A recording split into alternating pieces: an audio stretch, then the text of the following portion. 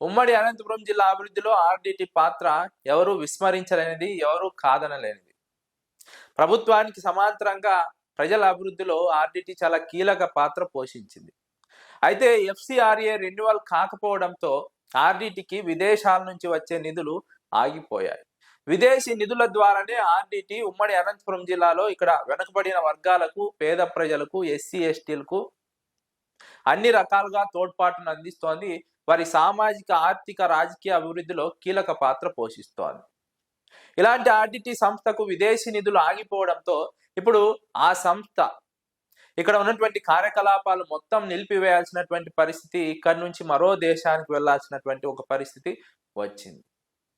అయితే ఈ పరిస్థితి ఎందుకు వచ్చింది, దీనికి కారణం ఏంటి, గత ప్రభుత్వంలో ఏం జరిగింది, ఈ ప్రభుత్వంలో ఏం జరిగింది, ఆర్డిటి వెళ్ళిపోతే ఎలాంటి ప్రభావం ఉంటుంది, అది రాజకీయంగా పార్టీలపైన ఎలాంటి ప్రభావం ఉంటుంది అన్న అంశాలపైన విశ్లేషించే ముందు అసలు ఆర్డిటి ఎందుకు వెళ్ళిపోతుందన్న అంశాన్ని గురించి మాట్లాడుకోవాల్సి ఉంటుంది.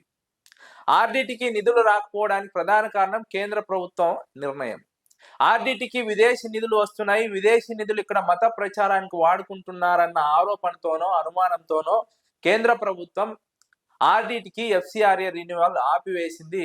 ఆపివేయడంతో విదేశీ నిధులు ఆగిపోయాయి. విదేశీ నిధులపై ఆధారపడి నడుస్తున్నటువంటి ఆర్డిటి సేవలు కూడా ఆగిపోబోతున్నాయి.